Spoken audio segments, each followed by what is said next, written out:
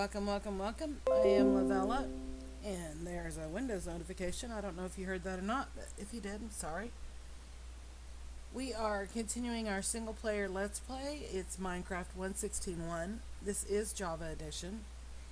And yes, we are still working on the house. I have done a little bit more dirt around here. I got rid of the steps like I said I would. I expanded this a little bit so we have a little bit more variation in height and stuff. Plus it takes away from the great big gray blob. I have planted a 2x2 spruce tree here. As you can see, it spawns the pods all in a certain area, a radius around the tree. We're going to go ahead and take that out real quick because it's going to be in our way. I should have done this in stair steps.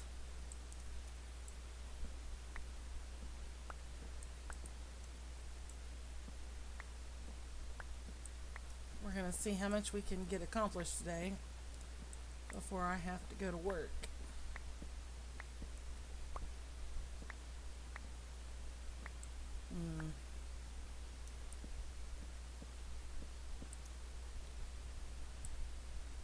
I did that all wrong. If you'll do that in a stair step, you can spiral your way up to the top of the tree and then chop your way down. Or you can use ladders. Ladders are pretty handy. And just climb all the way to the top and then chop your way down. Some people use ender pearls to get to the top and chop your way down.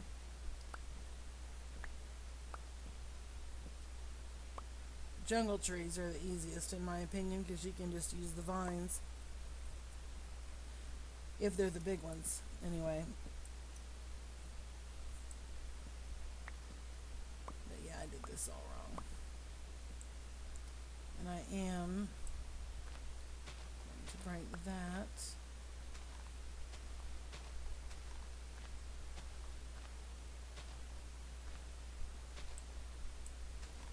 Figured out one of the things that I lost when I was moving back to spawn and got blown up are saplings. I have no dark oak saplings, and considering how many of those trees I chopped, I should have had just about a stack. But when I was farming wood off camera, I planted everything and farmed it and planted everything and farmed it, and then I went, where is my dark oak? Did I not plant any dark oak? And I got to looking, and sure enough, I don't have any saplings for dark oak. Not that it's a huge problem. We are literally surrounded by dark oak forests, or dark forests I think they're called now. I used to get so annoyed because people would call them dark oak forests, and they used to be called roofed forests. And now I catch myself not transitioning to the new names. Let's get some of this knocked out. I want this out of my way. We're going to do some flowers and such and such.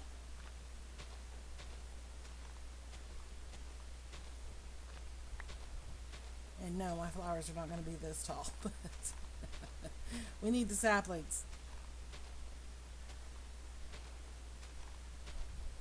I would like to work on the farm today, but I don't know if we're going to have time.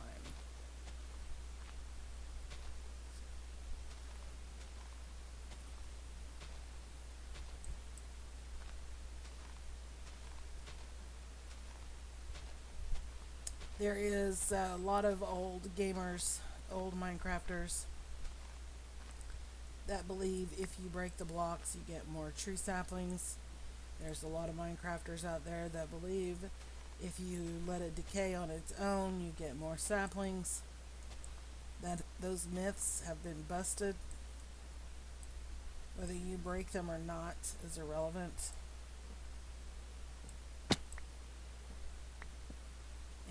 my understanding is the only way you can affect how many saplings you get is if you use fortune. If I had fortune on this axe and I broke the leaves, then apparently that is what would affect how many saplings I get. Okay, so we have a little bit of wood is good, always. I need that apple so I can heal up without wasting a steak. Let's go ahead and replant. I have a little bit of podzol patch over here. I don't want everything to be podzol, so we'll go ahead and put this here, and let's put one here. We can put a patch over here, and if I end up with podzol somewhere that I'm really not wanting it, I can always chop it out. When you dig it up with a shovel that is not Silk Touch, it'll turn back to dirt. If you dig up podzol and you want it to stay podzol, you need a Silk Touch enchantment on your tool. So, okay. Let's see what we're going to have to work with. Let's make some bone meal first. And before we do anything, I want to bone meal this. See what flowers we get. Apparently none.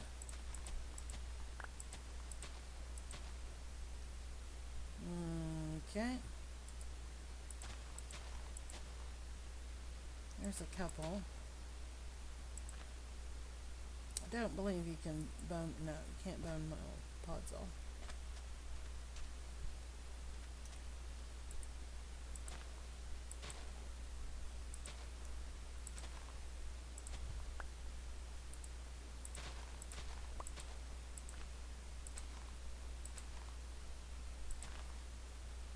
I don't mind having a little bit of grass once in a while, but I'm really not a fan.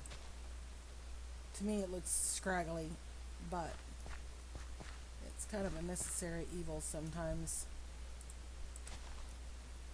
when you're landscaping, because it does add a little bit of detail.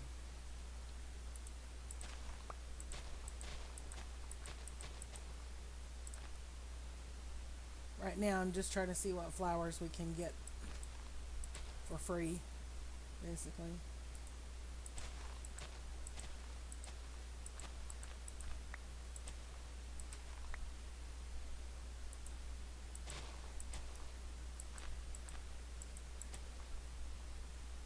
Okay, well, not too many. We got a few, not a lot.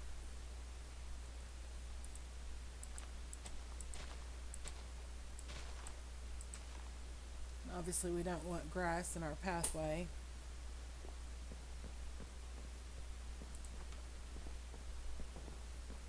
I almost went downstairs to sleep.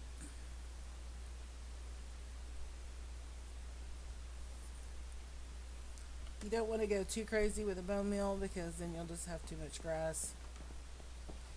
A lot of landscapers that are more talented than I am do not like the random flowers that pop up. However, I do. So, let's put, nope, not what I meant to do. Let's put one of these here.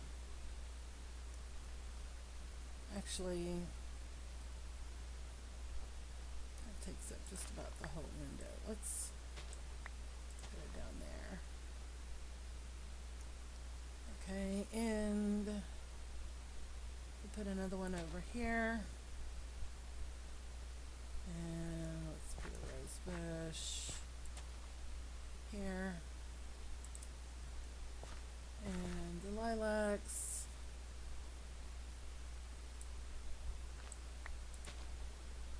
that down there. Really? And let's see, what else do we have? We have more poppies. We have a couple of lilies of the valley. Formal gardens, you tend to keep certain types of flowers together. This is not going to be a formal garden. I've heard Grian make the comment that you want certain flowers together. You want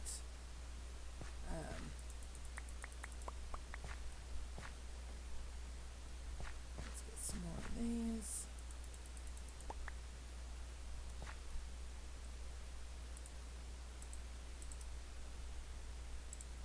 His opinion is, or at least if I remember the video that I watched, his opinion was that it's better to have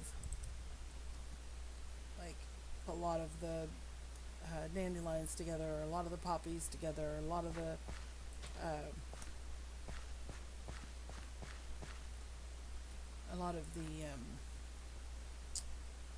drawing a blank.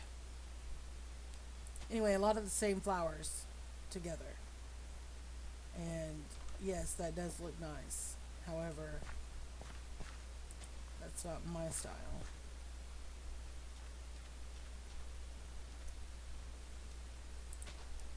You will probably hear me say more than once, I'm sure,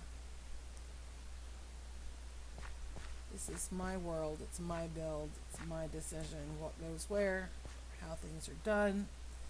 And I don't say that to sound like a know-it-all or have some kind of power trip or whatever you want to call it.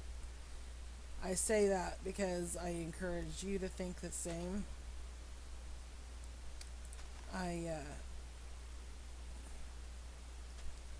It's quite often that I hear people talk about, oh, well, I'm not a good builder, and, Grian is such a better builder, and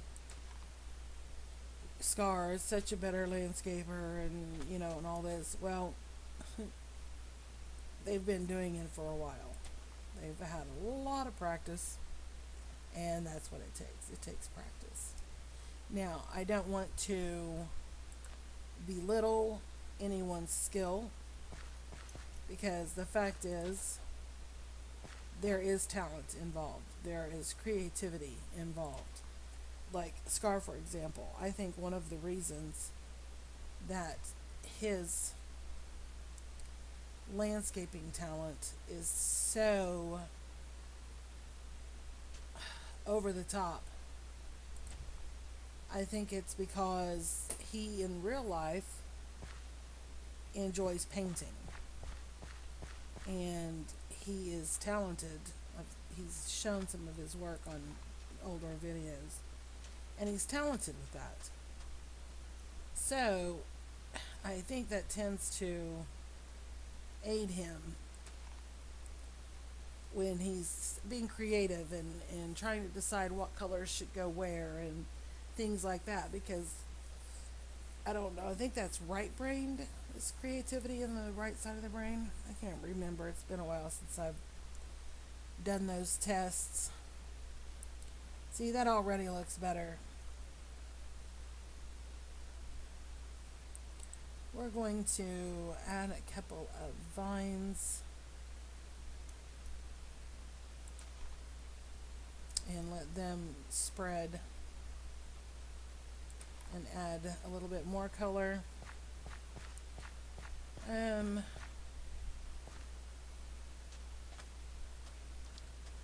kind of want more flowers. Let's get some berry bushes. We can add some berry bushes. We have some in the chest.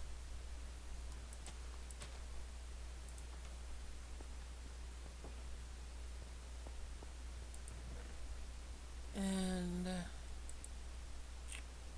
we could add, well, how much string do I have? 14.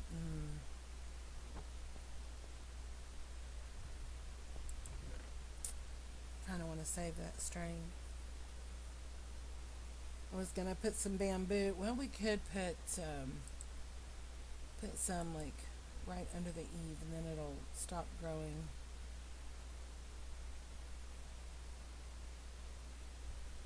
Oh, we could use a little bit of string, I guess. I don't want to use all of it because I want to be able to make another bow. I want to be able to make another fishing rod when I finally sit down and fish and wear that one out.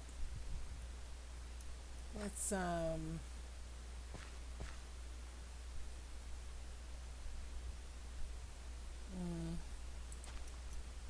let's take that out.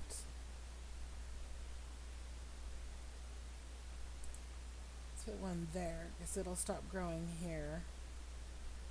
And we'll put one here because that one may not grow at all. And let's put one here. And when it gets to a certain height, we'll put a string on the top of it.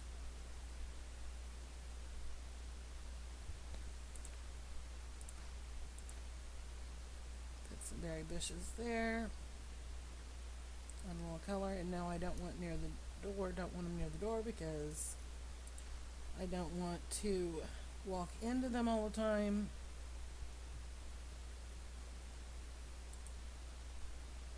Oh, it won't go there. We'll put one there.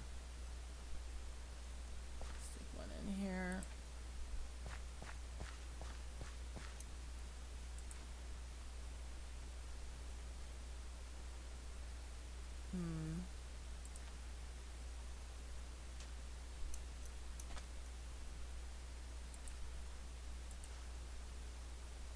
I'm just kind of scattering them around.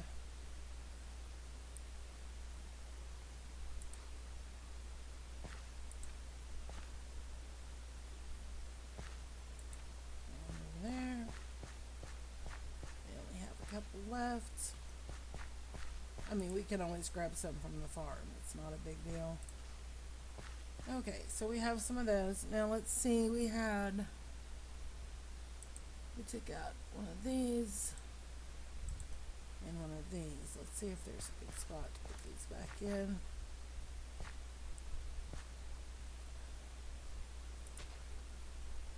Let's put that there.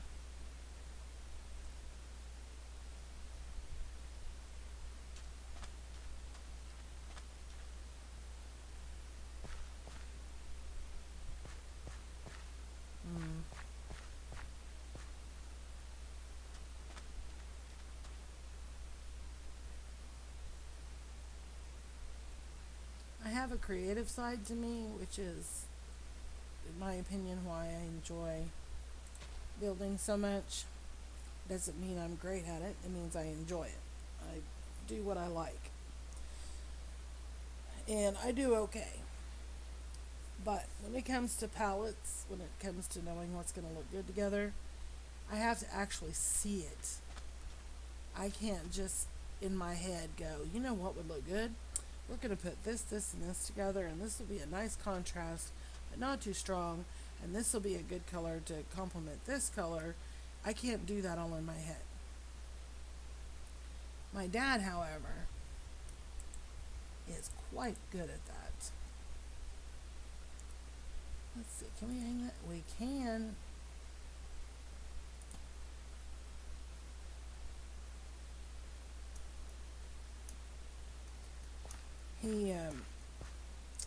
This has been years ago, and he had a print that he wanted to get framed. And we have a craft store here in the States called Hobby Lobby. I don't know if they're nationwide or if it's only Oklahoma. We need to make some more chains. But they're pretty popular here in Oklahoma, and they are well known for their craft supplies. So one of the things they do is custom framing. And I went with him one day, and he was picking out stuff, and I said, I thought we were coming here to get the framing and the matting for your print. And he was like, yes, that's what I'm doing. And I said, Dad, those colors are not going to look right. And of course, he said, they most certainly will. And I was like, okay, well, it's your prints, however you want to do it. I had absolutely no confidence at all in his choices. Not that he needed my confidence; he was quite confident himself. Let's do 10. I should get a spy. And anyway, I was quite doubtful. I thought oh well, here it is. Of course, this is probably been more than 25 years ago because I wasn't even, my son was not an option back then. He didn't exist. So, anyway, he gets all the stuff, and then, of course, a few days later, we go back and they have it all put together, and he picks it up, and it was absolutely gorgeous. It was absolutely, it was stunning. It was just beautiful. And of course, being Dad, he was a little smirky about it because I told you so grin. And I was too busy being floored by the end result to even care. It was yet another instance where he was wrong, or I was wrong and he was right.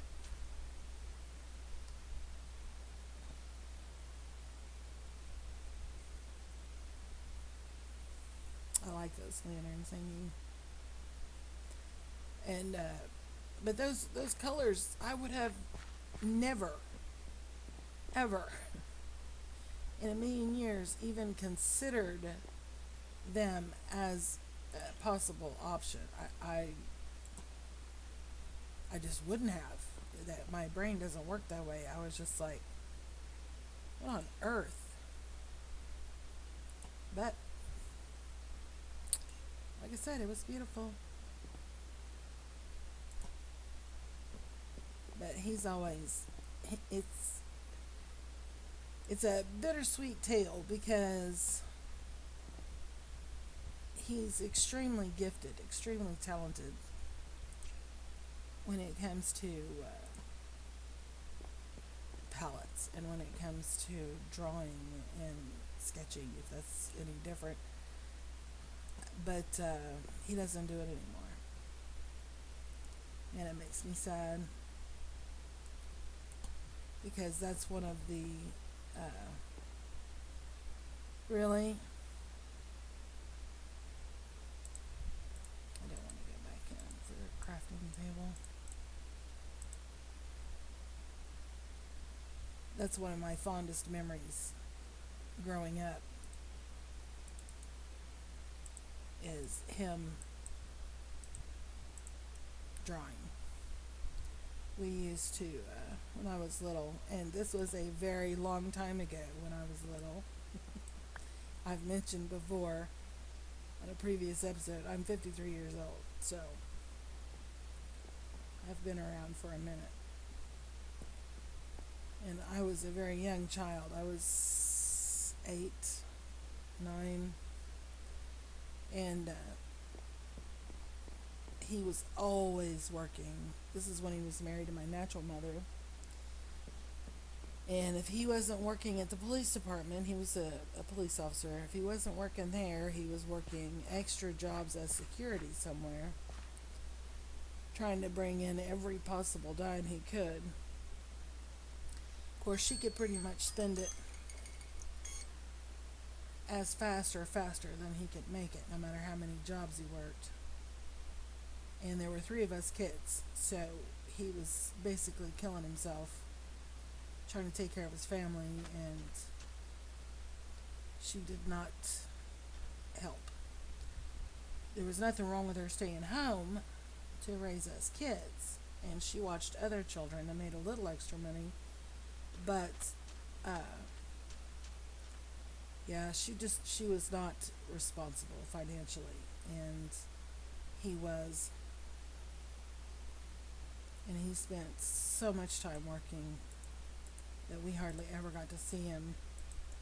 But on Friday nights, which is the point of my story, on Friday nights he would make that a special night, and that was just for he and I. That was our father-daughter night, and yeah, sometimes he had to work, but if he was at home on a Friday night, that was it. That was mom. I mean, that was myself and dad, and nobody else was invited. And what we would do is we would stay up, and of course I got to stay up late. And I'm the oldest, so a lot of times that was the excuse for me having certain privileges that the other kids didn't get. But I would get to stay up late, and we would watch scary movies on TV. And he would even let me sit close to the television. And back in those days, it was a big thing. Oh my gosh, get away from that television. You're sitting too close. You're going to go blind. Pretty sure that was an old wives' tale, but that's the way it was back then. We were all going to go blind watching television. Anyway, I got to stay up, and he'd wait until the movie was like super suspenseful and super scary, and then of course he'd grab my ribs, or poke me in the ribs and startle me, and of course he thought that was so funny. Scared me to death. Anyway, so then after the movies, he had this huge butcher block roll of paper, and I don't know how much. Let's leave that one untouched. I don't want every wall covered in vines. Let's put some right here. I don't think it'll spread past those lanterns. It might. Anyway, he would take that big old roll of butcher block paper, and when I say scary movies, like I said, I was young. This was a long, long time ago. When I say scary movies, I'm talking about The Mummy. The original Mummy in black and white. I'm talking about Count Dracula. I'm talking about gargoyles. I'm talking about the Creature from the Black Lagoon. I'm talking about old scary movies that if you have a child sit down and watch it now, they're looking at you like you've lost your mind. This is supposed to be entertainment. Well, back then, that was pretty scary stuff. You know what? I like that at that height. Let's put a piece of string on it. But anyway, can I get it? No. I don't have any blocks to stand on. Yes, I do.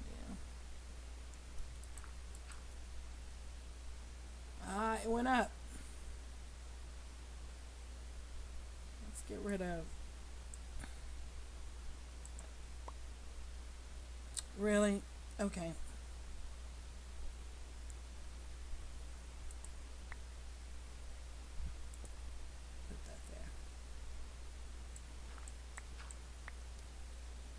There, that gives a little variation. Anyway, so let's say the movie was Frankenstein. Even though the Frankenstein is not the monster, that's the doctor.